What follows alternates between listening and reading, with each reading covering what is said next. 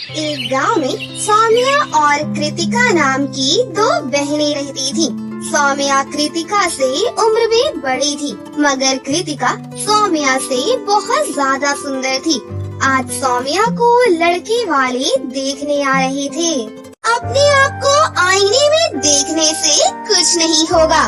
तुम कहना क्या चाहती हो कृतिका? वही जो तुम समझ रही हो। हर बार की तरह लड़के वाले तुम्हें रिजेक्ट करके चले जाएंगे। भला तुम्हारी जैसी काली लड़की से कौन शादी करना चाहेगा? कृतिका की कड़वी बातें सुनकर सौम्या रोती हुई कमरे से बाहर निकल गई और अपनी माँ के गले लगकर रोने लगी। अरे क्या हुआ सौम्या, तुम रो क्यों रही हो? तुम्हारा मेकअप खराब हो जाएगा। माँ, कृतिका हमेशा मुझे ताने मारती रहती है। अगर मैं काली हूँ तो इसमें मेरा क्या दोष है? ऊपर वाले ने मुझे ऐसा ही बनाया है। तुम कृतिका की बातों पर ज्यादा ध्यान मत दिया करो, वो है ही ऐसी। इतना बोलकर सौम्या की माँ कृतिका के कमरे में जाकर कृतिका से बोली, क्यों रे कृतिका, आखिर अपनी बड़ी बहन को ताने मारना कब बंद करोगी? मैंने कोई ताने नहीं मारी, मैंने वही कहा जो सच है। बकवास बंद करो कृतिका, और सुनो, अपने कमरे से बाहर नहीं निकलना जब तक वो लोग सौम्या को देखकर चले नहीं जाते। आखिर मुझे ही हर बार कमरे में क्यों बंद रहना पड़ता है माँ? तुम जानती हो कृतिका, फिर भी बार बार वही सवाल करती हो। सौम्या तुम्हारी बड़ी बहन है। जब भी लड़के वाले तुम्हें देखते हैं तो वो सौम्या को रिजेक्ट कर देते हैं, इसलिए तुम अपने कमरे से बाहर मत निकलना। कुछ देर के बाद सौम्या को देखने के लिए लड़के वाले आ गए और हर बार की तरह कृतिका जानबूझकर उनके सामने आ गई। कृतिका को देखकर लड़के की माँ सौम्या की माँ की ओर देखकर बोली, ये लड़की तो बहुत सुंदर है। ये किसकी बेटी है? ये मेरी छोटी बेटी कृतिका है। हमें आपकी यही बेटी पसंद है। लेकिन ऐसा कैसे हो सकता है? आप तो हमारी बड़ी बेटी को देखने के लिए आई थी। जब मैंने तुम्हारी बड़ी बेटी को देखा था तो मैंने तभी अपने मन में उसे रिजेक्ट कर दिया था। माफ कीजिएगा, लेकिन पहले हम अपनी बड़ी बेटी की शादी करेंगे। कोई बात नहीं, जब आपकी बड़ी बेटी की शादी हो जाए हम तब आ जाएंगे। इतना कहकर लड़के वाले घर से चले गए और सौम्या फूट फूट कर रोने लगी। रो मत बेटी, मुझे भरोसा है कि तुझे एक न एक दिन जरूर बहुत अच्छा पति मिलेगा। नहीं माँ, चेहरे की सुंदरता सब देखते हैं, मगर मन की सुंदरता कोई नहीं देखता। मुझे नहीं लगता कि इस जीवन में कभी मेरी शादी हो पाएगी। सौम्या रोती हुई घर से बाहर निकल गई। वो कहाँ जा रही थी उसे नहीं पता था और चलते चलते वो जंगल में पहुँच गई। तभी उसकी नजर जंगल में बनी एक सालों पुराने बंद पड़े ब्यूटी पार्लर पर पड़ी, जो कि उस समय खुला हुआ था। लेकिन अब वो ब्यूटी पार्लर पूरा सोने का बना हुआ था। अरे मैं तो चलते चलते जंगल में आ गई। अरे हाँ, मैंने तो बचपन से माँ से इस ब्यूटी पार्लर के बारे में सुना था, पर उन्होंने तो कहा था कि ये ब्यूटी पार्लर हमेशा से बंद पड़ा था। फिर ये अचानक कैसे खुल गया, और वो भी ये सोने का ब्यूटी पार्लर कैसे बन गया? इतना बोलकर सौम्या उस सोने की ब्यूटी पार्लर के अंदर घुस गई। वो ब्यूटी पार्लर अंदर तक पूरा सोने का बना था। तभी उसकी नजर सामने एक बहुत ही सुंदर परी पर पड़ी। तभी वो परी बोली, आओ बेटी, क्या करवाना है तुम्हें? मैं बहुत अच्छा मेकअप करती हूँ। अरे आप तो एक परी है ना? और ये ब्यूटी पार्लर सोने का कैसे? हाँ, तुमने बिल्कुल सही कहा, मैं एक परी हूँ। और ये कोई मामूली ब्यूटी पार्लर नहीं बल्कि परियों का जादुई सोने का ब्यूटी पार्लर है। बताओ तुम्हें कैसा मेकअप करवाना है? लेकिन परी जी कोई फायदा नहीं, आपका किया हुआ मेकअप मुझे सुंदर तो नहीं बना सकता। मैं एक परी हूँ और मेरे हाथों में जादू है बेटी। इंसान मन से जैसा होता है उसका चेहरा हूबहू वैसा ही हो जाता है। एक बार मेरे हाथ से मेकअप करवा कर तो देखो। सौम्या के दिल में पता नहीं क्या आया। फिर सौम्या मेकअप करवाने बैठ गई। मेकअप करवाने के बाद सौम्या ने जैसे ही अपना चेहरा आईने में देखा तो उसे यकीन ही नहीं हुआ कि ये वही है या कोई और। ऐसे ऐसे कैसे हो सकता है? मैं इतनी सुंदर कैसे हो गई? मैंने कहा था ना, सारा खेल मन का है। जैसा मन वैसा चेहरा। सौम्या खुश होते हुए अपने घर पर आ गई। सौम्या को देखकर सभी लोग बुरी तरह से हैरत में पड़ गए और पूरे गांव में सौम्या की सुंदरता के चर्चे होने लगे। ये देखकर सौम्या की छोटी बहन कृतिका जल भुन गई। कृतिका सौम्या से बोली, आखिर तुम अपने चेहरे पर कौन सा जादू करवा कर आई हो? हर जगह तुम्हारी ही तारीफ हो रही है। सौम्या दिल की साफ थी, इसलिए सौम्या ने कृतिका से कोई बात नहीं छुपाई। अच्छा तो ये बात है, मैं तुमसे ज्यादा सुंदर बनकर दिखाऊंगी। इतना बोलकर कृतिका भी उसी जादुई सोने के ब्यूटी पार्लर के अंदर चली गई, जहाँ पर वही परी खड़ी हुई थी। सुनो परी जी, जिस तरह से तुमने मेरी बहन को सुंदर बनाया है, मुझे भी सुंदर बना दो। लेकिन तुम तो पहले से ही सुंदर हो। नहीं, मैं चाहती हूँ कि मैं और भी ज्यादा सुंदर हो जाऊँ। सोच लो, मेरे हाथों में एक जादू है। जैसा तुम्हारा मन होगा वैसा ही तुम्हारा चेहरा हो जाएगा। मेरा मन बहुत साफ है, अब बकवास मत करो, मेकअप करो। वो परी कृतिका के चेहरे पर मेकअप करने लगी, मगर मेकअप करवाने के बाद कृतिका ने जैसे ही अपना चेहरा आईने में देखा तो वो डर से चीख पड़ी। अरे ये तुमने मेरे चेहरे का क्या किया? मेरा सुंदर सा चेहरा बदसूरत कैसे हो गया? मैंने तो पहले ही कहा था, जैसा मन वैसा चेहरा। नहीं, मेरा चेहरा वैसा ही कर दो जैसा पहले था। मुझे ये बदसूरत चेहरा बिल्कुल भी नहीं पसंद। जल्दी करो, अब कुछ भी कर लो, तुम्हारे चेहरे को बदलना नामुमकिन है। फिर कृतिका रोती हुई अपने घर पर आ गई और सारी घटना अपनी बड़ी बहन सौम्या को सुनाते हुए बोली, दीदी मुझे माफ कर दो, मेरा चेहरा पहले जैसा करवा दो। अब मैं तुम्हारा मजाक नहीं उड़ाऊंगी दीदी, मुझे माफ कर दो। सौम्या को अपनी बहन कृतिका का रोना बहुत बुरा लगा।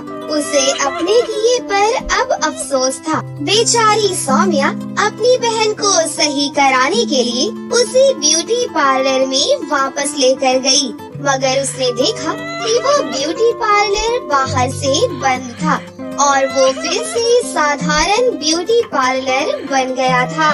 ऐसा कैसे हो सकता है? ये सोने का ब्यूटी पार्लर फिर से साधारण कैसे हो गया?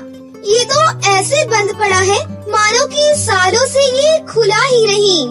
कृतिका रोती हुई घर चली गई। उसके बाद उसका चेहरा कभी सही ही नहीं हुआ। दरअसल वो परियों का जादुई सोने का ब्यूटी पार्लर था, जो हर साल किसी खास मौके पर खुलता था। फिर क्या था, अब सौम्या के लिए तो रिश्तों की लाइन लग चुकी थी। उसके बाद सौम्या की माँ ने एक अच्छा सा लड़का देखकर उसका रिश्ता तय कर दिया और कुछ ही दिनों में उसकी शादी साहिल नाम के एक लड़के से हो गई।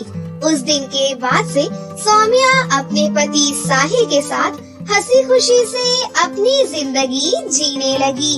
सच्ची सुंदरता चेहरे से नहीं, दिल और सोच से होती है। बुरे विचार इंसान की असली खूबसूरती छीन लेते हैं। इसलिए हमेशा मन को साफ और अच्छा रखना चाहिए। माँ, हमारे गांव में जो नई आंगनवाड़ी खुली है उसमें ब्यूटी पार्लर का कोर्स करवाया जा रहा है। क्या आप मुझे वहाँ पर कोर्स करवा दोगी? लेकिन बेटी, तू पार्लर का कोर्स करना क्यों चाहती है? क्योंकि माँ, मुझे लोगों का मेकअप करना, उन्हें अच्छे से तैयार करना बहुत अच्छा लगता है। अच्छा, ऐसी बात है तो ठीक है, मैं तुम्हारा एडमिशन वहाँ करवा दूंगी। लेकिन उससे पहले मुझे तुम्हारे पिताजी से पूछना होगा। ऐसा कहने के बाद भावना घर के कामों में लग जाती है। वहीं दूसरी तरफ समायरा शाम होते होते अपने पिता के आने का इंतजार करने लगती है। माँ, देखो पिताजी घर पर आ गए हैं। चलो अब उनसे पूछो कि मैं गांव की आंगनबाड़ी में ब्यूटी पार्लर का कोर्स सीख सकती हूँ। ओहो, तुम तो पीछे ही पड़ गई हो। अभी तुम्हारे पिताजी आए ही तो हैं। उन्हें जरा पानी तो पीने दो, उसके बाद पूछती हूँ। भावना एक गिलास पानी लेकर चंपक के पास जाती है, जिसके बाद चंपक पानी पीता है और एक लंबी सी सांस लेकर कहता है, आज मुझे मेरा दोस्त राम प्रकाश मिला था। उसका बेटा भी उसके साथ था और तुम जानती हो उसका बेटा भी बिल्कुल हमारी समायरा की तरह है, रंग से काला। मैंने उनसे समायरा की बात की थी शादी के लिए, तो वो लोग समायरा की शादी के लिए तैयार हैं। भावना ये सुनकर चुप रह जाती है। लेकिन अभी मेरी बेटी की उम्र ही क्या है? अभी तो वो बहुत छोटी है। अभी तो वो केवल 19 साल की ही है। तुम जानती हो ना हमारी बेटी का रंग कितना काला है। ऐसे में उसकी शादी जितनी जल्दी हो जाए उतना अच्छा होगा। क्या पता फिर कोई उसे पसंद ही ना करे, तो क्या करोगी तुम? अच्छा ठीक है, आपका जो मन करे आप करो। लेकिन मेरी बेटी हमारे घर के पास वाली आंगनवाड़ी में ब्यूटी पार्लर का कोर्स सीखना चाहती है। अच्छा ऐसी बात है तो ठीक है, सीख लेगी। लेकिन उसे जितनी जल्दी हो सके घर के काम काज ज्यादा सिखाना। ये सब समायरा दूर खड़ी सुन लेती है, जिसके बाद वो एक तरफ खुश होती है लेकिन दूसरी तरफ मायूस भी। वो अपने कमरे में चली जाती है और अपने आप को शीशे में देखकर कहती है, हे ऊपर वाले, क्या मैं इतनी काली हूँ कि कोई भी मुझसे शादी ही नहीं करेगा? आखिर काले लोगों के साथ ऐसा क्यों होता है? काले लोगों के बारे में लोगों की सोच इतनी बुरी क्यों होती है? समायरा उस रात बिना खाना खाए ही सो जाती है। फिर अगले दिन वो आंगनवाड़ी में जाकर अपना ब्यूटी पार्लर के कोर्स में नाम लिखवा देती है। एक तरफ उसकी शादी की तैयारी चल रही थी, तो दूसरी तरफ वो अपना ब्यूटी पार्लर का कोर्स कर रही थी। शादी से पहले वो कोर्स खत्म कर लेती है, जिसके बाद वो अरविंद के साथ शादी करके उसके घर चली जाती है।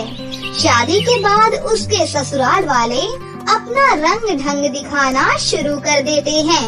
सुबह सुबह अपनी गंदी शक्ल लेकर मेरे सामने मत आया करो भाभी। नेहा ऐसा कहकर कॉलेज चली जाती है। अरे ओ कोयले की खदान, यहाँ क्या खड़ी है? जाकर मेरे लिए नाश्ता लेकर आ। रुकिए, अभी लेकर आती हूँ माँ जी। फिर समायरा रसोई में जाती है और अपनी सास के लिए नाश्ता बनाकर लेकर आती है, जिसके बाद वो अपने कमरे में जाती है और अपने पति अरविंद के लिए अच्छे से कपड़े निकाल कर रख देती है। अच्छा हुआ तुमने कपड़े निकाल दिए, अब मैं समय से पहुंच जाऊंगा। फिर अरविंद अपने कपड़े पहनकर ऑफिस के लिए निकल जाता है, जहां समायरा की सास और उसकी नंद उसके ऊपर अत्याचार कर रही थी। लेकिन वहीं उसका पति उससे काफी प्यार किया करता था। फिर एक दिन उसकी नौकरी छूट जाती है, जिसके चलते घर में कई सारी परेशानियां शुरू हो जाती हैं। जब से मेरी नौकरी छूटी है तब से घर में कोई न कोई परेशानी आती ही रहती है। मैं जानती हूँ आपको इस प्रकार घर में बिल्कुल भी अच्छा नहीं लग रहा, लेकिन अगर आप चाहें तो मैं आपकी मदद कर सकती हूँ। मैंने पार्लर का कोर्स किया हुआ है। अगर आप मेरी पार्लर की शॉप खुला देंगे तो मैं आपकी थोड़ी मदद कर सकूंगी। अरविंद समायरा को बहुत समझता था, जिसके चलते वो उसकी दुकान खुला तो देता है, लेकिन समायरा की दुकान पर उसके काले रंग की वजह से कोई भी नहीं आता। इस प्रकार तो मेरा ये पार्लर चलेगा ही नहीं। इस पार्लर को खुले हुए आज पूरा 1 महीना हो गया है, लेकिन मेरे पार्लर में एक भी कस्टमर नहीं आया। एक काम करती हूँ, अब इसे बंद ही कर देती हूँ। ऐसा सोचकर समायरा पार्लर बंद करने ही वाली होती है, लेकिन तभी वहाँ कुछ सुंदर लड़कियाँ समायरा के पार्लर के बाहर आकर खड़ी हो जाती हैं। जरा रुकिए, अपना पार्लर अभी बंद मत कीजिए। हम सभी पास वाले गांव के फंक्शन में आए थे, लेकिन इस गांव में कोई पार्लर वाली ही नहीं है। हमें तैयार कर दीजिए, हमें डांस परफॉर्म करना है। समायरा उन सभी लड़कियों को तैयार करने के लिए मान जाती है। वो अपने पार्लर में उन सभी को बुला लेती है, जिसके बाद वो लड़कियों को पार्लर के अंदर बिठाकर उनका मेकअप करने लगती है। एक के बाद एक वो सभी का मेकअप कर देती है। तुमने तो बहुत अच्छा मेकअप किया है हमारा, बिल्कुल परियों की तरह। आखिर हम परियां ही तो हैं। क्या कहा आपने? आप सभी परियां हैं। समायरा को उनका सच पता चल जाता है।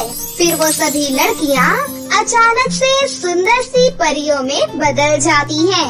बिल्कुल सही कहा तुमने। हम सब तो तुम्हारी परीक्षा लेने आई थी। तुम बहुत अच्छी हो। आज से ये कोई मामूली पार्लर नहीं है, बल्कि जादुई पार्लर है, जिसमें जो भी तैयार होने आएगा वो यहाँ से बहुत खूबसूरत होकर जाएगा। सिंड्रेला, बेल और रपुंज़ेल तीनों ही मिलकर उस पार्लर को जादुई पार्लर बना देती हैं और समायरा को बहुत सुंदर भी बना देती है। अरे वाह, क्या सच में ये मैं ही हूँ? आपने तो मुझे बहुत खूबसूरत बना दिया है। आज के बाद तुम लोगों को खूबसूरत बनाना और सबकी हमेशा मदद करना।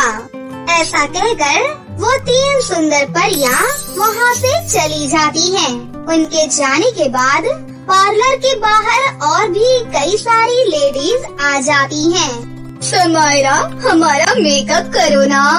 नहीं नहीं, पहले मेरा मेकअप करो। मुझे सुंदर होना है, बिल्कुल तुम्हारी तरह। इतनी सारी लेडीज को देखकर समायरा बहुत खुश होती है, जिसके बाद वो एक के बाद एक सभी को अपने जादुई ब्यूटी पार्लर में बुलाती है।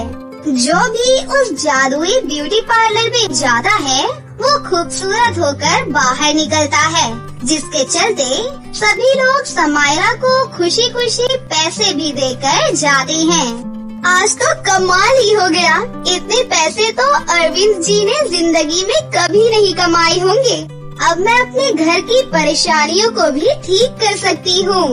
समायरा उन पैसों से घर के लिए राशन खरीदती है और घर का जरूरी सामान भी खरीद लेती है, जिसके बाद वो घर ले जाकर सभी के लिए खाना बनाती है। अरे बहू, काली से अचानक तो इतनी गोरी कैसे हो गई? ये चमत्कार कैसे हुआ? फिर समायरा अपनी सास, नंद और अपने पति को सारा सच बता देती है। ये तो बहुत अच्छा हुआ बहू, लेकिन मुझे माफ करना बहू, मैंने तुम्हारे रंग का बहुत मजाक बनाया था। हाँ भाभी जी, अगर हो सके तो आप मुझे भी माफ कर देना। उसके बाद समायरा सबको माफ कर देती है। सब कुछ भूल जाइए और सभी लोग चलिए खाना खाइए। उस दिन सभी लोग पेट भरकर खाना खाते हैं। अगले दिन जब सवेरा होता है तो समायरा अरविंद के साथ रास्ते में जा रही होती है। तभी रास्ते में कुछ लोग अरविंद को समायरा के साथ देखकर कहते हैं, अरे देखो तो सही, परी के साथ काला कौआ चल रहा है। इस सुंदर सी नारी के साथ ये काला कलूटा आदमी बिल्कुल भी नहीं जच रहा। अरविंद को ये सब सुनकर बहुत बुरा लगता है, लेकिन वो किसी से कुछ भी नहीं कहता और वो चुपचाप समायरा के साथ चलता रहता है। जैसे ही समायरा का पार्लर आता है तो वो अपने साथ अरविंद को अपने पार्लर के अंदर ले जाना चाहती है। ये तुम क्या कह रही हो? ये तो औरतों का ब्यूटी पार्लर है। तुम मेरा मजाक बनाना चाहती हो क्या? आपको मेरे ऊपर विश्वास है ना? तो बस मेरे साथ पार्लर के अंदर चलिए। समायरा अरविंद को अपने ब्यूटी पार्लर के अंदर ले जाती है, जिसके बाद में वो उसका हल्का फुल्का सा मेकअप करती है, जिससे अरविंद बहुत ही गोरा और सुंदर हो जाता है।